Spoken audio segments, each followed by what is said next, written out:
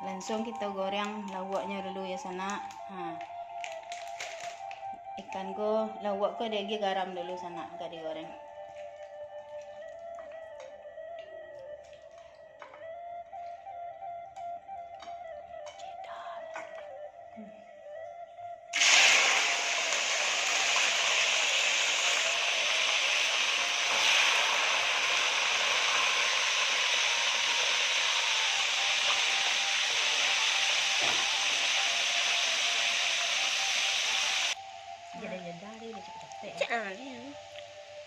Sambil menunggu ikan masak sana, kita potong kentang ko dulu.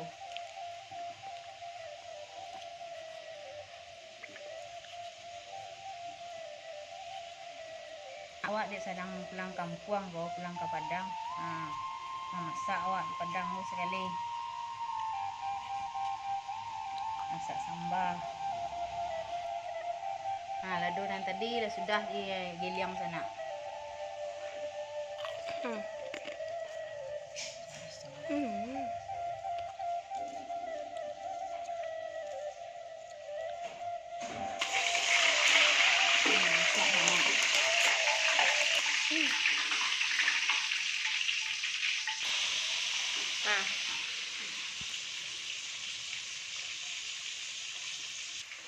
Masak sana jampik le kentang kok ko.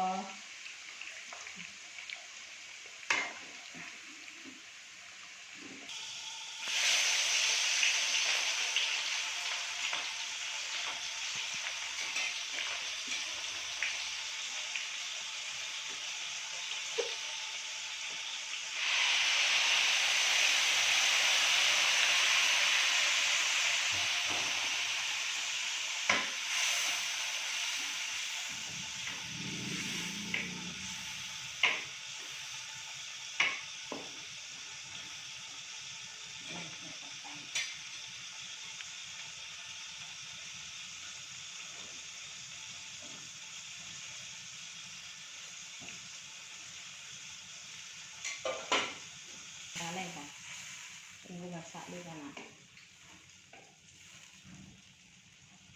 Masak kok.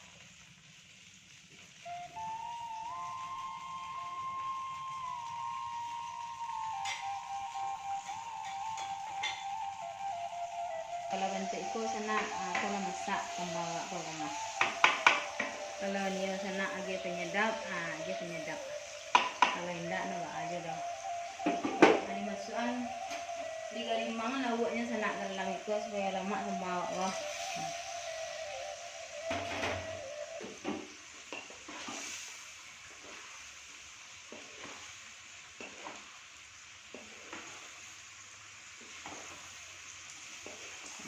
Siap lidang lah sana. Matian apinya lah. Disalin lah sana. Jangan lupa subscribe-nya sana, like, comment, share. Jeda-jeda.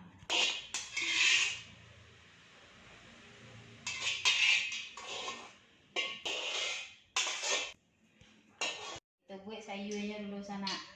Sayur dah ready.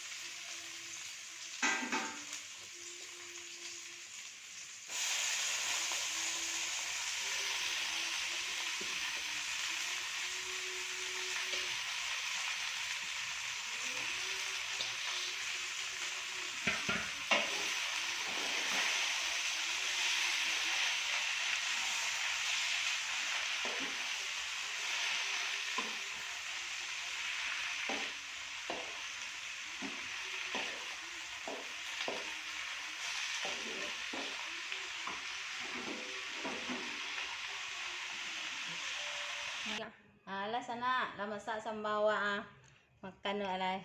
Selamat mencuba sana. Assalamualaikum.